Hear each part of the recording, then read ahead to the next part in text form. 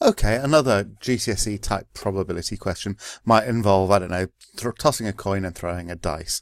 And we might have H as the event that the coin shows heads and S the event that the dice comes up 6. Okay, so we can work out the probability of H, and of course that is 1 chance in 2 if it's a fair coin, and we could have the probability of S, and if it's a fair dice that'll be 1/6.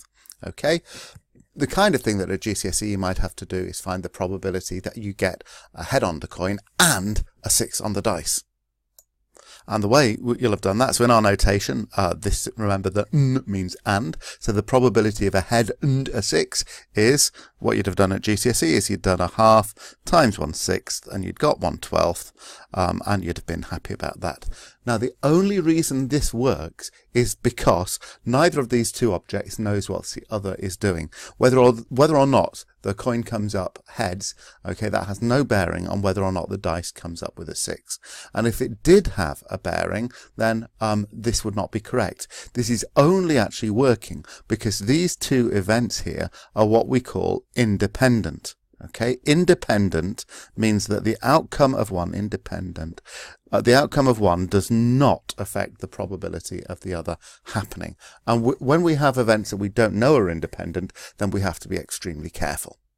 So if we go back to our plastic shapes, okay, red could be the event that when I choose one of these at random, it's a red shape, and S could be the event that it's a square.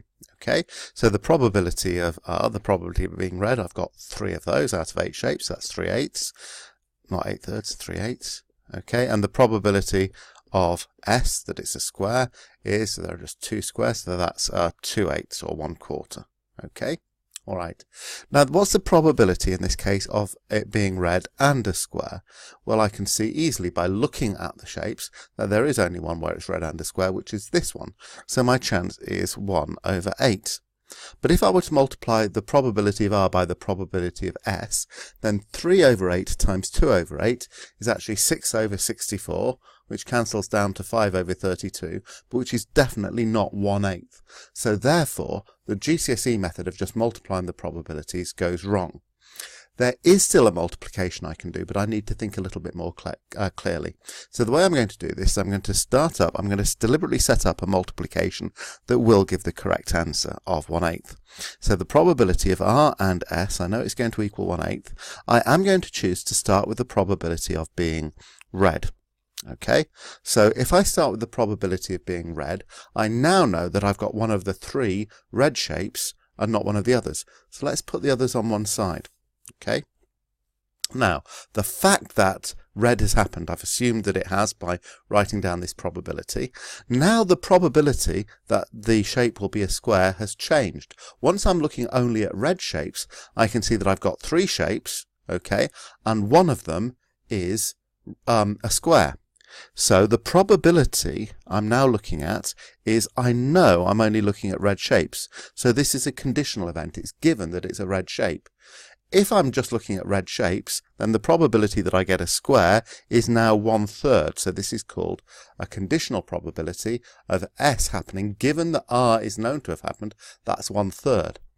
Now let's try doing this multiplication. Let's try multiplying, instead of just doing the probability of R times the probability of S, which gives the wrong answer, let's multiply the probability of R by the probability of S happening. Now I know that R's happened. So this will give me a probability of being R was 3/8 times the probability of S given R, I now know is 1/3, and 3/8 times 1/3 equals 3/24, which cancels down to 1/8, which is the correct answer. The probability of R and S by direct observation from all 8 shapes, there was just 1 red square, so that was 1/8, that's how I got that, and I now see that I can get the correct probability by doing 3/8 times 1/3, which is the probability of R times the probability of S given R. So this rule here is the correct multiplication rule for AND events. Okay, it's more complicated than just doing the probability of R times the probability of S. Okay, so this is the general multiplication rule for AND. Okay, now if we go back to the GCSE example here, where I could get away with getting the probability of H and S just by doing a half times 1/6, which was the probability of H times the probability of S.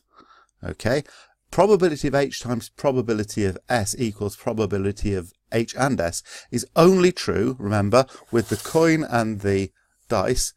The dice cannot affect the coin or vice versa. These are independent events. So therefore, the simplified version of the multiplication rule for independent events is the probability of H times the probability of S.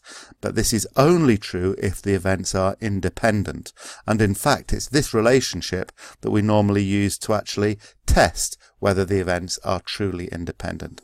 So this one here is not anything that you would use unless you had checked the events were independent, and it's more likely that you're actually going to be working this out and working this out to see if they're the same, and if they are the same, then you're going to be saying the events are independent. So it's a test for independence.